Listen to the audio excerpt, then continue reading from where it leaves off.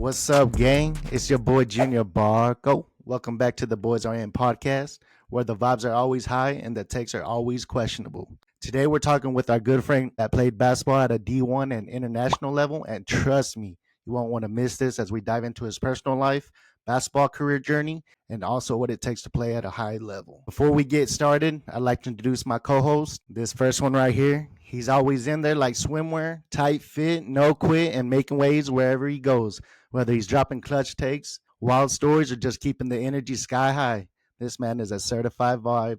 Give it up for the one and only Skyler. What's up, baby? On to my next one. They don't call him big, but they call him back. The man, the myth, the walking highlight reel of good times, whether it's hoops, hot takes, or just keeping the vibes right. Give it up for Ulysses.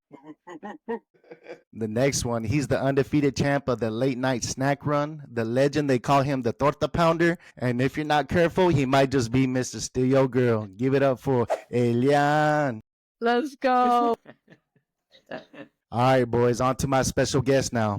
Today we got a certified baller in the building, not just any hooper. This man played D1 basketball and took his game international, crossing up defenders across the globe. He's seen it all from packed college arenas to overseas matchups where nobody spoke his language, but buckets are universal, and he let his game do the talking. Give it up for Cory Lewis. What up, fellas? What up, fellas? Hey, it's awesome to have you, Cory. Long time coming, man. Whenever I was talking to the fellas, I was like, man, we got to get Cory in on one of these podcasts because this dude's a legend around here, man. Legend around the Panhandle in Southwest Kansas. Yes, sir. Yes, sir. I appreciate it, fellas, man. It's an honor to be here, man. I like what y'all fellas doing with this, man. This is pretty dope. It's real dope. Awesome, man. Appreciate it. All right, fellas. Well, let's jump right into this. Just kind of let us know about your personal life, Cory. Where did you grow up at, man? I grew up in Lafayette, Louisiana, man. I stayed there until I was 18 years old. Then obviously went off to college and kind of settled down here, man. Right now, I have 2 kids. Got my wife Kendra, my oldest Dawn. He's in college right now, pursuing his dreams, and then my youngest Miley. She's in high school, freshman, and she's pursuing her dreams as well. So it's just been fun, man, to see it. I love it, man. I love it. You say you're from Louisiana, man. You're a long ways away from home. Yes, sir. Yes, sir. Pretty far away. How far is Louisiana from here? Well, not Louisiana. I guess Lafayette, where you're from. It's about a 17-hour drive, man. So it's pretty close to 1,000 miles, man. It's pretty Just a far short- away, man. It's a short trip, nothing crazy. Yeah. Well, man, I think we want to hear a little bit more about your high school career and how that went. Yeah, man. I went to Northside High School in Lafayette, which is a predominantly black school. We were always kind of considered the thugs in the town, you know what I mean? Like we were always considered the bad boys, kind of like the Pistons back in the 80s and 90s, early 90s, Okay. So I went to Northside. I was a 3-year starter on varsity. And then my senior year, man, I was on the radar, first sophomore year, junior year. Then senior year just kind of blew up, man. It just kind of took off. That's awesome, man. I want to read off some of your accolades from the high school years. It looks like as you mentioned, you were the 3-year starter, all district MVP. Now, was this your senior year, I assume? Yes, sir. Senior, Yes, sir. okay. Area MVP. Yes, sir. And second team All-State and a McDonald's All-American nominee. Hey, Yeah. I didn't know that one. Yeah. That's neat. That's Okay. great. I didn't know that. That's pretty impressive. That's pretty impressive. So, as far as the McDonald's nominee, how does that work? Who gets to choose who makes it and whatnot? It's a committee, man. Yeah, it's a committee that does it. I think they select like 100 kids throughout the whole country, and out of that 100, they pick 24 for East and West teams. Out of that 100 kids, your name is put in the bucket to possibly go play in a McDonald's All-American game, man, which I thought was pretty dope. Just being from Lafayette, Louisiana, I say small town, but it's smaller compared to New York and Los Angeles, a lot of those bigger cities. And being from Lafayette and being nominated I thought was the dopest thing in my career that I've accomplished. So I thought that was pretty dope. Man, That that's committee must have awesome. not seen my stats. Hey, you listen, sometimes you're just a diamond in the rough. You feel me, Elia? Yeah. All right. It's a diamond in the rough. Hey, that's for another episode. That's for another episode. So back on your senior year, Corey, how far did you guys go? Did you guys make it far in state? Did you guys have a winning record? Kind of walk us through your senior season. Yeah, man, we had a great senior year. We went 29-4, man. At that time, we had set the record for wins when it comes to consecutive wins. We had won 18 in a row before we lost our first game. But I think that was surpassed like a year or two later after I graduated. I think that group ended up winning state, and they ended up winning like 23 or 25 games in a row. And they ended up winning state that year, and they're nationally ranked for that whole year. I think they were ranked like in the top 10 nationally. Yeah, going back to my senior year, yeah, we went 29-4. Like I said, ultimately, I thought we would have had a better season, but we ended up losing in the first round of the playoffs, and just off a lucky shot by our kid from Alexandria. Just kind of sucked, man. Left the bitter taste in my mouth. That I felt like that.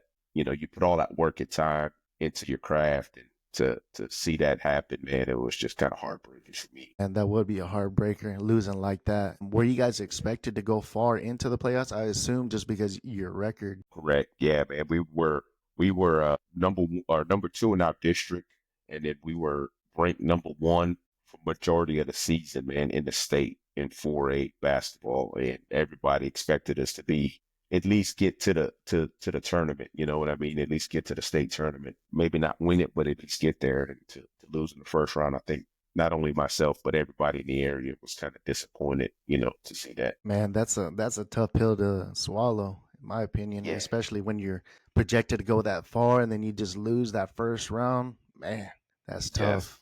That's tough. It is. It is. So you went off after your high school year, you went off to go play college ball. Can you walk us through kind of how you got offered, or if you had many offers, and then what made you want to go to that school that you ended up being at? Gotcha. Yeah, man. I had a lot of offers, man. I had Miami University, I had Wichita State, Louisiana Tech, Iowa, Clemson.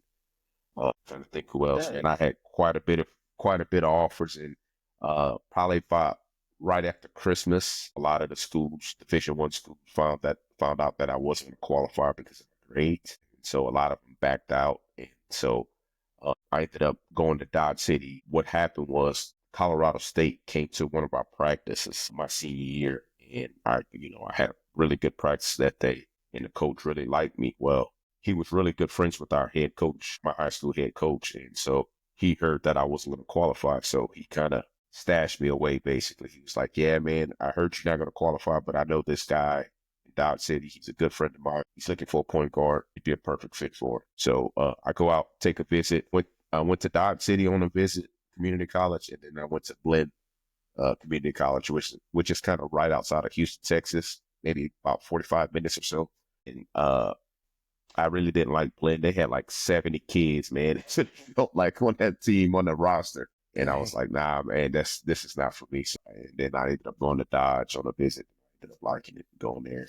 You played in Dodge City Community College. Here I have your accolades as a 2-year starter, JUCO top 50 player in the country, number 6 at the point guard position out of 10 JUCO players in the country your sophomore year, and then Jayhawk second team all conference your sophomore year. Yes, sir. Yes, sir. Yes. Straight baller, bro. Straight baller. I love it, tried, man. man. So talk us through. You went from the JUCO route to Colorado State. How'd you end up at Colorado State? Just from your performance at Dodge City? Yeah, man. Basically, that's basically what happened. And to be honest with you, I was getting recruited by Auburn, Wyoming, and Winthrop. Winthrop was really good at the time too. That's when they had Greg Marshall. I don't know if y'all remember him, but they were going to the tournament just about every year. Auburn was kind of up and down. They were decent, but I was supposed to go on a visit to Auburn and then Winthrop. Well, before I could get to those two visits, Colorado State came back in at the last minute. It was like, hey, man, we had a guard that just quit. We got a scholarship opening up next year. Would you want to come on a visit right now? And it was like Tuesday or Wednesday. I think it was a Wednesday. And I was like, yeah, I'll go on visit. I ended up going on a visit and just fall in love with the campus and the coaches there, and just ultimately ended up signing that weekend, man, when I went on that visit. And Quick turnaround. it took no time then. Huh? Yeah, it was a quick turnaround. Man, it Fell was. in love It with was the very mountains. quick turnaround. Got offered on Wednesday, committed on Thursday, first Exactly. practice on Friday. I love it, man. Man, so you were a 2-year starter there in Colorado State now, all conference player your senior year. Yes, sir. Tell us your experience there in Colorado. Man, it was a great experience, man. The coaches were great to me. We had a great staff around those coaches too, like when it comes to weightlifting, nutrition, things like that. They kept us fed. They making sure we understood how to take care of our body as well. You know, making sure you get massages, making sure you get the ice baths, and getting the blood flowing, and keeping your body ready. They don't talk about that part of the game very much, is how much you got to take care of your body because your body's being demanded. You know what I mean? When it comes to playing at that high level on a consistent basis. Yeah, and you're constantly practicing, playing ball, and everything else. So the recovery is just that much more, right? You had to take that stuff seriously, I would assume. Exactly. Eating right, making sure you're getting the good nutrition, getting the proper sleep that you need, making sure you're doing the recovery things to keep your body going throughout a long season. I love it, man. So your senior year, what year was this? Senior year would have been '07, man. Oh, 07. seven. Okay. Yes, sir. 7. And how much were you weighing? So let's talk about like what you weighed out of high school.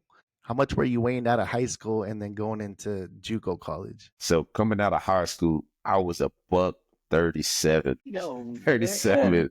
Five, Hey, you five was nine, lit. a buck 37. Yeah, small, man. Soaking wet. Exactly. And that's 2 bricks in my pocket. Soaking wet, 2 bricks in my pocket. Dang. Man, that's crazy. So by the time you ended up to JUCO and then went to Colorado State, how much did you weigh from there your senior I year? I ended up leaving Colorado State weighing a buck 70, man. So I put on about 30 pounds, just pure muscle, man. When at the beginning of my senior year, we did a weigh-in and we did body fat, 170 pounds, 6% body fat, man. So just they put the weight on you and they keep you exercising, man. So it was all muscle, no fat, man. But you're kind of forced to put in that type of work, you know, because they're all, like I said earlier, you know, they demand so much of you. You know, you're gonna live hard, you're gonna work hard. Otherwise, you're gonna be back at the house, back at the crib, you know. So you really don't have a choice. Either work hard or get get sent home. Yeah, exactly. So as far as your junior year or senior year, how far did you guys make it? Did you guys go to the big dance any at all, or did you guys win your conference or anything like that? No, unfortunately not, man. We ended up finishing, I want to say, second to last in the conference both years, just because we just we always seem to fall apart right at conference play, man. Like we would be having great seasons. My junior year, we went 11-1 non-conference, and we were getting votes to be in the top 25. And then conference comes around, man, and we just start falling apart. And then kind of the same thing my senior year. I think we were 12-1 going in the conference, and then we get in the conference and we just fall apart, man. And I think a lot of it is just us being immature because we were half young and half of our guys were like freshmen and sophomores. So we just didn't have the right chemistry. I gotcha. It sounded like if you guys had another year or two together, that you guys could have done some damage or had the potential to go far. I agree, man. I think if we had one more year, man, if I would have came back and everybody would have returned, I think that third year, I think we could have really did some damage in conference. I really did. I really do. You didn't end up using your COVID year? I should have, J Dog. It'd be like a 7th year senior with 2 degrees, two A masters. master's, Yeah, 30 years old, gray hair, great bald credit way score. back. Yeah, great credit score, a family. How's that go? all No, that good stuff. All that good stuff, man. I should have petitioned, man, and been like, hey, look, COVID gonna be around in the next 15 years. Let me get that year now. So yeah, Uh-huh. exactly, bro. You should have, man. I would have loved to seen you play that year. Oh, that's funny, bro. So you left Colorado State. You ended up playing international basketball. yep. How did you get recruited to go play professionally overseas? Basically through my head coach, he knew a agent that a lot of his previous kids had gone to play overseas, and so his friend helped me out basically, and he set me up by going to Switzerland, and I played there for a whole year in Switzerland, so it was pretty Switzerland. good, man. How was that transition? transition from Colorado State That to was Switzerland? Housing, yes, food. man. It was a major culture shock, man, and it took a little bit of adjustment. It took probably a good 3 months for me to really settle in and get comfortable with what was expected. Just because, like you said, the food is different, man. The way they interact with each other is different. It's not like how we interact. It's more can't even describe it. It's more of a family feel. Like, not to say that, like, here in America, when you get really really close people, they act like family, like you feel like family, right? But it's like that with everybody in Switzerland. Like, they don't treat anybody different. You know what I mean? It was just different for me, man. That was the hardest thing to get adjusted to. Then obviously the language barrier, that was also a big thing, trying to pick up the language and understand what the coaches wanted, players wanted, and people around the community. That was kind of a big deal. That's great. So you played with Switzerland, and then who was your next team you ended up signing with? I ended up signing with a team in Iceland, man. It was pretty cool. That was also a little bit of a culture shock, but not as much, just because they all spoke English. A lot of the stuff that we did it was kind of Americanized. They had a lot of the restaurants, Pizza Hut, Burger King, McDonald's, they had a lot of that stuff. So Iceland wasn't too hard to adjust to. The hardest thing to adjust to was the time, because the sun doesn't the sun doesn't come up for very long in Iceland in the wintertime. It's only up for like 5 or 6 hours throughout the day in the wintertime. So that was the hardest thing to get adjusted to, man. Yeah, I don't know if I could do that. That would be tough. Yeah, Um, it is, man. so how long were you playing overseas for? Like 2 or 3 years or so? I played basically, it was about a year and a half, man, because I went to Switzerland for a year. And then Iceland, I was there for about 4 or 5 months, because I didn't go right when the season started. It was kind of around Christmas time when I went to Iceland. So I was there from December till probably March or something like that. So I missed quite a bit of the season. Cool. Um, so did you understand the coaches or the players at all, and did you have a translator? Yes, in Switzerland, I had a translator. A lot of them, of my teammates, were the translators, because a lot of them spoke multiple languages, man, which I thought was pretty cool, man. That was probably one of the coolest things I saw. Is even in elementary, they at least knew how to speak one different language. So by the time they were 17, they spoke 2 or 3 different languages. I thought was pretty dope. But yeah, a lot of my teammates were translators for me. So it worked out for me. That way they didn't have to pay for one, to keep one around. That's awesome. As far as the international pro ball, what was the difference when you like from college ball to international pro? Did you guys? Was it a different style of play? Could you tell us some of the differences in that? Yeah, it was a little bit different. It was a lot more up tempo, man. We played a lot quicker in Switzerland. Plus, the shot clock was there, and the shot clock was only 24 seconds in Switzerland, so the game is a lot faster. The big men were really skilled because they could shoot the three, they could bring the ball up the court. They were great passes, most of them. I mean, it was just kind of like Jokic, man. I mean, just think about Jokic, seeing 30 or 40 of those type guys out there, man. Like, can shoot the three, can handle the ball, can run the offense if you need him to. Like, that's kind of how it was, man. It was different. And then, like I said, the speed and the physicality of the game I thought was a lot more physical in Switzerland than it was in America. Okay. Damn, And this that's was back crazy. in what, 2009? Yeah, that would have been, yeah, because I went 08, 08 to 09 in Switzerland. So yeah, it would have been around that time frame. Yeah. That's awesome. So I want to kind of get away from the basketball a little bit and just kind of go back into your personal life. So when you were done playing international ball, when did you end up moving back, and where did you move back to? Um, I ended up moving back here to Raleigh with my wife, Kendra.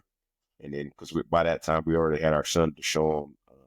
He would have been in '09. He was born in 2005.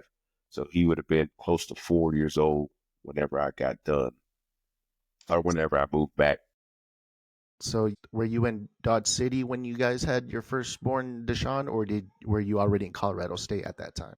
Kind of combination of both, because it was my sophomore year she got pregnant with him, and then she had him our junior year in the middle of the season in November. So it was kind of a hectic time right there, man. And so it was tough. It was tough. Those first couple of months of the season was tough, man. Walking around like a zombie, no sleep, trying to trying to play at a high level, man. It was tough. It was tough for a while. Man, that does sound tough. Like you said, trying to be a D1 basketball player and then taking care of a newborn with little to no sleep.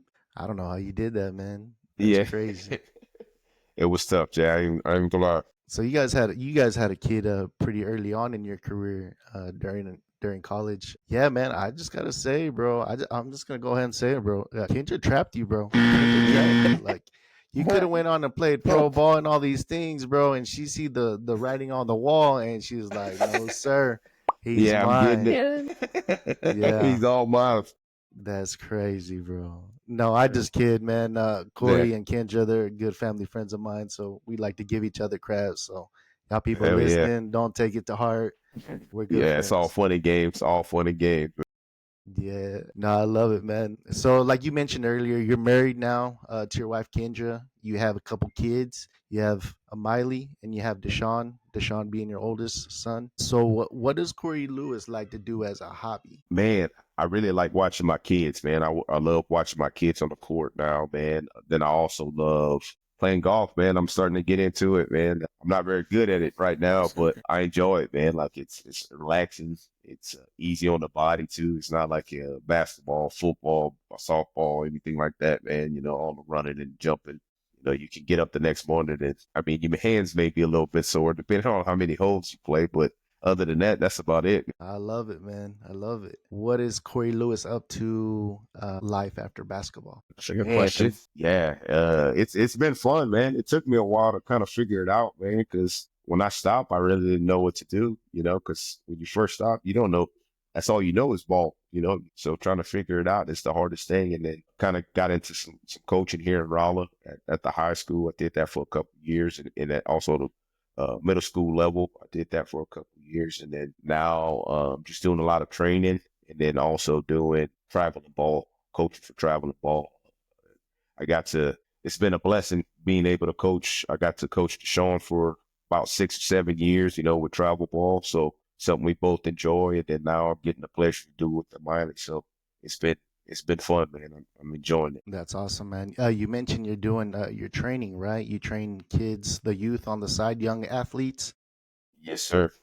Yes, sir. Tell us a little bit of what your training is called, the name of your business there, your name, and then when do you train? Gotcha.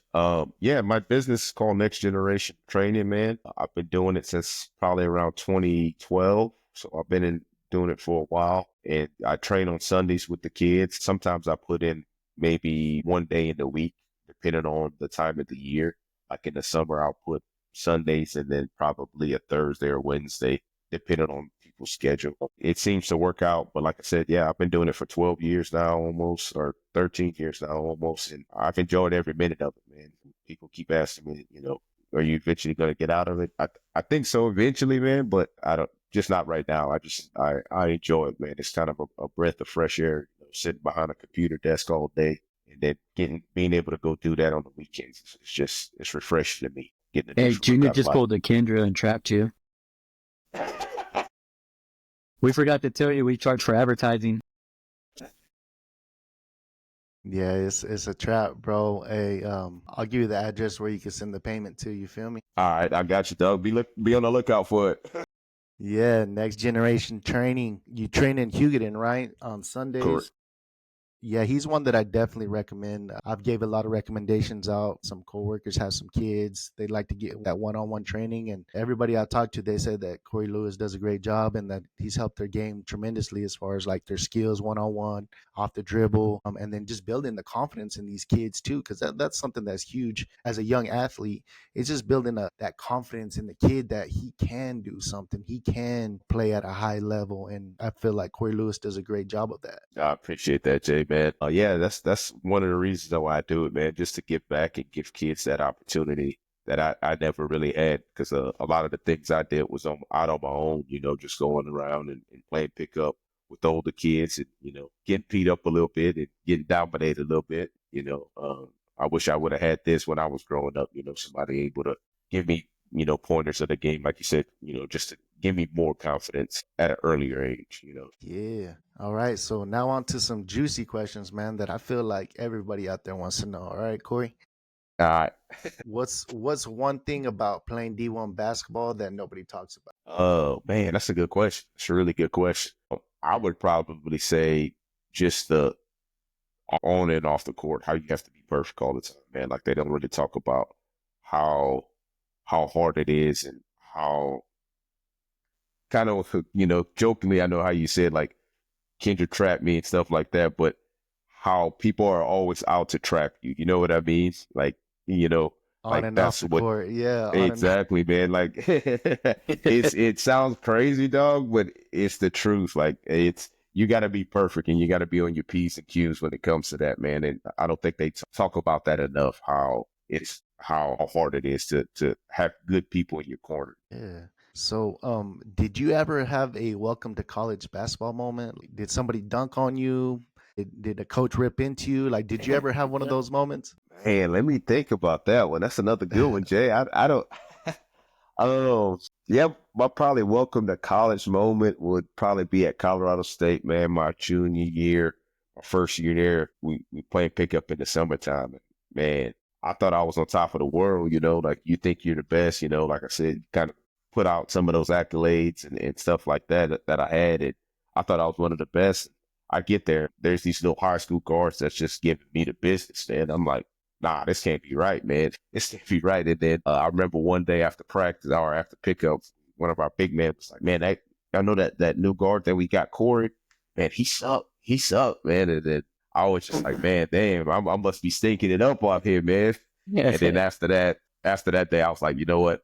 Screw this, man. I'm putting in extra work. I'm putting in extra time. And I made sure that never happened again. Was never even thought about or mentioned again. So yeah, that was that's kind of my moment. Yeah, that's funny. So, what was the difference between playing college basketball and international ball? Probably the speed, man, the speed of the game and having to make quicker reactions, make quick decisions. It's not much at the international level. There's not much coaching going on. They expect you to know a lot of that stuff. I'm not saying that they don't coach you, but they expect you to understand and be able to read the game without them telling you that type of stuff. The college level, it was more, hey, you need to do this. You need to be here at this time. You need to get the ball here at this time. Almost kind of like middle schoolish, you know what I mean? So that was probably the hardest adjustment, being able to play without somebody here all the time when it comes to coaching. I love it, man. How was that atmosphere? The college atmosphere or the overseas? Well, both. Overseas, man, it's tough, man. It's a tough deal because overseas they're able to drink at the games. This was before college, so college you can drink at the games, but overseas you could drink. So that was the biggest difference because now people are like super super rowdy towards you, even more than what it is in America. Like they're cursing you out, they're calling you whatever, telling you this, telling you that. Man, it was probably one of the roughest places to ever that I thought was to play beat in. Dang. Speaking of crazy people, what's the craziest thing a coach has ever said or done to you? Did you ever just get Uh, like ripped out one time? He just like, Cory Lewis, get over here or something. Probably my sophomore year in college, man, would probably be the toughest. We played in, trying to think where we played. Oh, where was it? It was a game. I want to say it was Colby, Kansas. Played at the community college there in Colby, and we had ended up losing. And the coach got upset at me after the game, and he was like, "Hey, I need to talk to you." It's like, "Man, you played like dog crap. We can't have you doing that type playing like that." And he's like, "I blame this loss on you. This whole loss tonight Oh, was on you." Yeah, so that would probably be the craziest thing I ever had said to What? me. Yeah, So it was basically like 1-on-5 over there or something. basically. Like Yeah, five v basically. one. Like none of the other players played perfect, but it was just you. Yeah, Cory, turned it over 12, 14 times, missed, 30, 40 shots by himself, was guarding 6, 9 guys, like just crazy stuff, man. So yeah, that would probably be the craziest thing that's ever been said to me from a That's coach. Those stats wild, sound like a man. typical night for Skyler. Jeez. Dang. Shots Yeah. fired. So to my next question, who was the toughest player you ever played against, and why was it me? Man, JR, you right up there, dog. You right up there. Hey, dog, I was strapping people down. I was locking people up. Like I, Yeah. I held Corey to 0 points one time, and in men's league there in Elkhart, baby. So y'all watch out. Where's the Yeah, city now? Jay had those clamps, man. Jay had them clamps. Clamping them down, baby. I had those Kawhi Leonard clamps, bro. Just them Yeah. big old hands, bro. The claws, yeah, the claws. The I would probably say, man, probably Big Baby Glenn Davis, man. We played him in 7th grade, and how he looked in the NBA is how he was at 7th grade. Like he was 6'6", 300 pounds, moving like that in 7th grade. Gosh. And I mean, I felt like I think they scored like 7. They beat us by like 30 or 40 points, man. It was like 70 or 80 to like 30 or 40. And I felt like he had like 70 of their points, if not more, man, because like he could shoot the three, he could post up. I mean, you think about in 7th grade, you're probably gonna have maybe 1 6'1" kid on your team at that time. And if they're 6'1", they're probably gonna be 120 pounds soaking wet. I mean, Big Baby, 300 pounds, can move like a guard, shoot three, handle up a rock, man. Like that was so intimidating. I think he was probably the best player I ever seen play the game, because there was nobody that could match up with him at that time frame, and he was just bigger and stronger than everybody. So when That's did you wild, realize that you were like really good? When you were above everybody else's like standard, when did that actually click for you? I would probably say going into my senior year, that's when it finally clicked. We went to a AAU tournament in Austin. We played that at the University of Texas. I mean, we played against some tough competition there, and I had probably the best tournament I ever had in my career there. I mean, I think every game I was scoring about 18 to 19 points and doing it through double teams, stuff like that. After that tournament, that's when it just kind of clicked. It was like, okay, maybe I am that good. At first, you kind of think it at time to time, but that's after that tournament, it was just like boom, all day long. It's like, I know nobody can guard me. That's Like a when it walking finally bucket. Exactly. Yeah. It Out just there like Kyrie, man. Yeah. it Yeah. just it sounded like you just got that confidence. And once you got that confidence, then it's a wrap, right? Like you're able to perform consistently. Exactly, man. I think that's the biggest thing in sports. No matter what sport you're playing, if you can get that confidence, once you get that confidence, it's the sky's the limit for athlete, man. It's just getting that kid to understand, hey, you're good at what you do. You just got to figure out how to do it consistently. And once they figure that out, then the sky's the limit. I think that's where a lot of kids lack. It's just confidence. It's not skill. A lot of them probably have the skill. It's just the confidence side. I love it, man. What is the most memorable game of your basketball career and why? Probably K-State, man. Bob Huggins, and it came to Fort Collins. Uh, I ended up having my best game of my career. I had 30 points, went 7 to 8 from downtown. Hey. I don't think, man, I think I missed 2 or 3 shots that game. And I think I was like 8 for 12, man, maybe 8 for 11, 8 for 12, something like that. I'd have to look up the stats, but it was something like that from the field. I mean, it was just, to me, that was obviously the best game of my career. I felt like, um, doing it in front of Bob Huggins, a legendary coach, man. Because I remember after the game, there was an article that came out on that Monday after the game, and it was like, yeah, that kid, he played at JUCO in Kansas. My coaching staff, let that kid walk out of the state of Kansas. He's over here in a different. I just remember that, and I'm like, Bob Huggins said that about me, just a regular old guy. You know what I mean? So I thought that was pretty cool. That is though. Yeah, that's what's up. Did you guys end up winning that game? Yeah, man, we ended up winning by, I think, 1 point, man. It was 1 point, so it was a pretty close game. It was a good Man, game. all cause Cory Lewis dropped 30 on them boys, man. Exactly, on the Hey, on Wildcats. Sammy's boys, yeah, on Sammy's boys. Emo, baby, Emo, Sambo, baby. Emo, baby. But you know, Put CSU on the map, baby. Put them on the map. so what was I feel like we all have this, or you should have it, I guess, if you do play the game of basketball or any sport for that matter. But what was your why growing up? Like, what was your motivation behind, say, wanting to play basketball or getting better or continue to just grind it out and being the best that you possibly be? Did you have somebody or a particular thing, or it was just the love of basketball that you had, or maybe Like, oh, you wanted to perform because your mom or you looked up to your dad? I think it just became a love, man, at an early age. I started playing ball at around 5 or 6, and I really liked it. I think once I got to about 11 or 12 is when I really started to fall in love with it. And then that's when I kind of knew it's like, hey, this is what I want to do. Like this, you could probably ask my brothers and sisters and my mom how much I would have known him because I always had a ball in my hand. I'd be dribbling in the house or outside pounding the ball while they're trying to sleep early in the morning, or late at night, aggravating them. It just became a love though after a while. That was just my motivation, was just to be the best, never to come in second to anybody. It kind of became a part of me, you know what I mean? Yeah, you ended up picking up your competitive spirit, huh? And you just wanted to be the best. Exactly. I just wanted to be like MJ at the time, man. Yeah. So what is one thing you would take back in your basketball career? Maybe because of a poor decision, or do you have one at all? Yeah, I do, man. I think my biggest deal would probably be being a better student, really putting that student athlete first, man. I think I was just an athlete in high school. Because if I would have really sat down and had really thought about it and see how it would affect my future. Not saying that I have a bad life, but um, I think I would have just put being a student first a little bit, took it a little bit more serious. Love it. Do you have a highlight tape out there we can find and watch? Do you still have something on YouTube, Corey?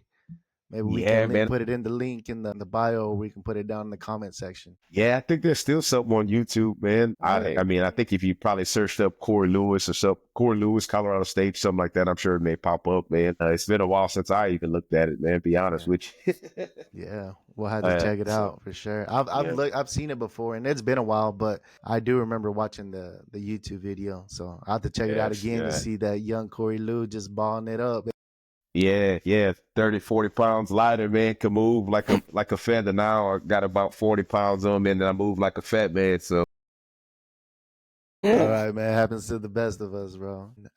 What advice would you give to these young athletes who have dreams of one day playing in college? man, make sure you got a good support system, man. I think, especially in today's sports, kids are pulled in so many different directions. It's not like when we were playing when I was younger. Well, all you had to worry about was school and basketball. Today, you got social media, you got NIL deals, you got all this other stuff to where they can get distracted and basically almost forget about their craft, what the reason where they're at, whatever school they're at. I would tell them to make sure they got a good support system, to make sure that they're taking it serious, take being a student athlete serious. That would be my advice. Cool, man. Stay focused, boys. Stay focused, kids. Exactly.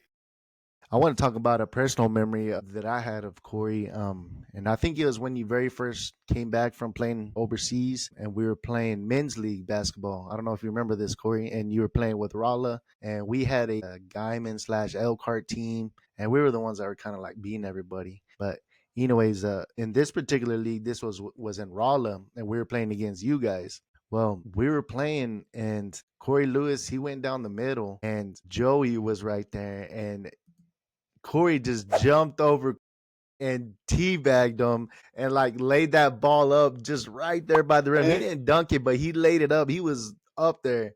And let's just say Joey got a mouthful. Like, dude was just so embarrassed. And I give him shit to this day, bro. I'm like, you remember that time when Cory Lewis teabagged you, bro? I do remember that, Jake, because I remember jumping over him, and then when he got up, he looked over at the bench and he was like, "Did he just jump over me?" And everybody's like, "Yeah, he just jumped over you, dog." Man, that was when we were playing Corey, man, and Rala, they didn't have a very good team. Let's be honest. But Corey, man, he was the team. Like we was over there trying to double team him, triple team him, and dude was still dropping like 40 points on us, bro. Like we couldn't stop him, man. He was good. Hey, man, you were making threes like no other. You were just straight hooping. Yeah, So man. I would say that you would be my person, the toughest player that I've ever played against. Besides, Skylar and Ulysses. Yeah, They're I kind of already knew whack. those two. I already knew those two would be on everybody's list, dog. Those For two. sure, for sure. No, I Look, appreciate it definitely. though, Jay, man.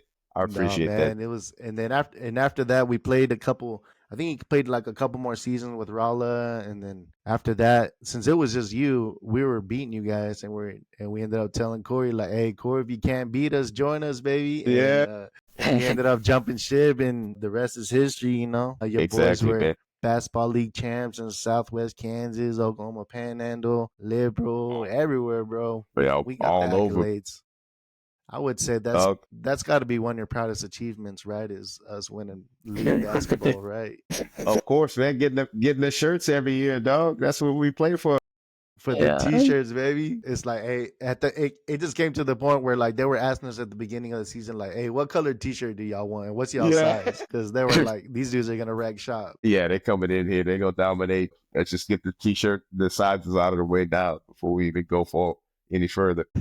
All right, man. Well, I want to jump in this fun segment here, Corey. And it's just more or less for people to get to know you better, so even the listeners out there. But I'm just gonna rapid fire some questions, and you're just gonna give me an answer. Okay. Who's your favorite artist? Lil Wayne, Lil Wayne. Wayne. Fast food restaurant. Panda Express. Panda. That's up there. Panda. Apple or Samsung? Oh, Samsung all day, baby. Come on, Samsung. Corey. Hold up, bro. Hold Hey, up. cut him off. Samsung, We're baby. done. Let's cut. Who's the GOAT? Michael, Kobe, or LeBron? I gotta go LBJ, man. LeBron, man. LeBron James. LeBron, the GOAT. Yeah, you like chocolate or vanilla? Vanilla.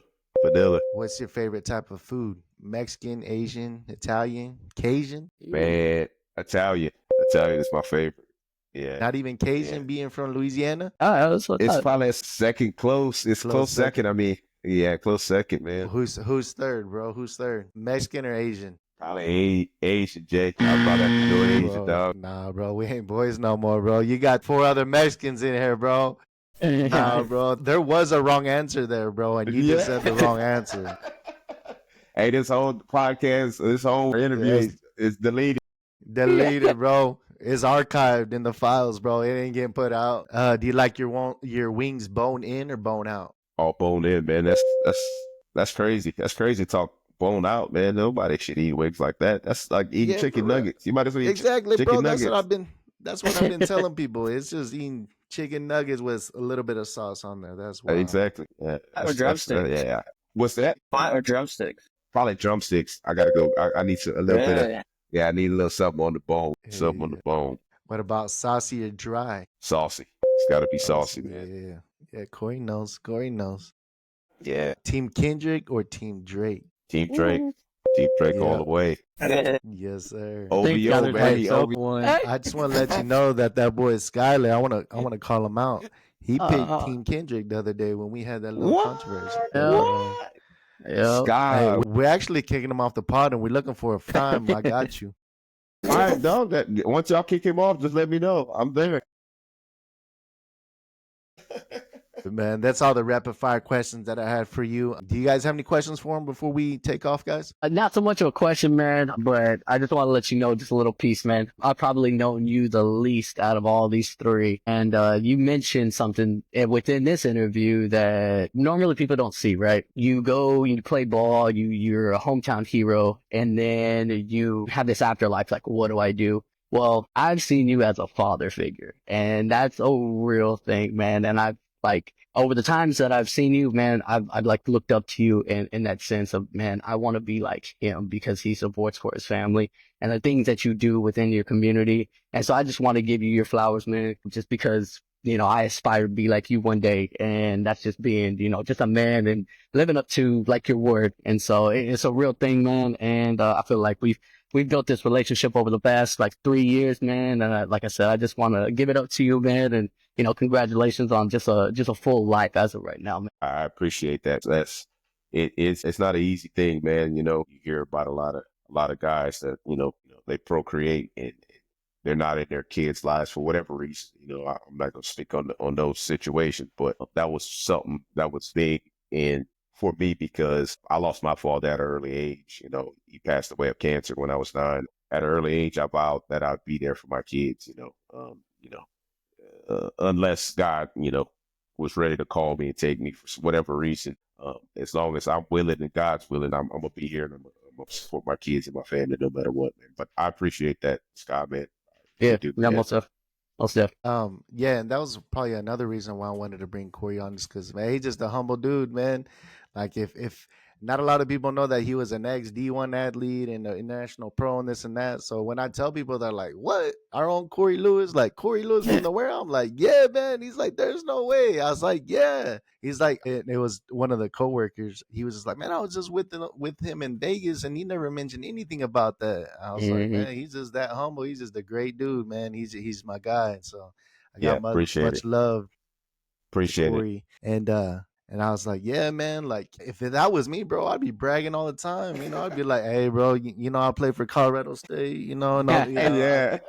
nonchalant. You feel me? Yeah. But nah, Cory Just Lewis, this you would slow. never know, man, unless you just knew that about him or kind of knew some of his background. So nah, that's kind of another reason why I wanted to make this pod about you, Cory, so we can kind of honor you and we hope you had fun. I did, And man. I I think we can appreciate it, agree. fellas, man. Yeah, I think that we can sounds all agree out of all Cory's accomplishments, bro. Kendra,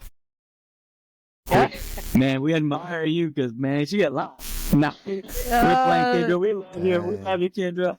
You telling me this now? You listen, dog. I've been dealing with this for 20 years. Close to 20 years.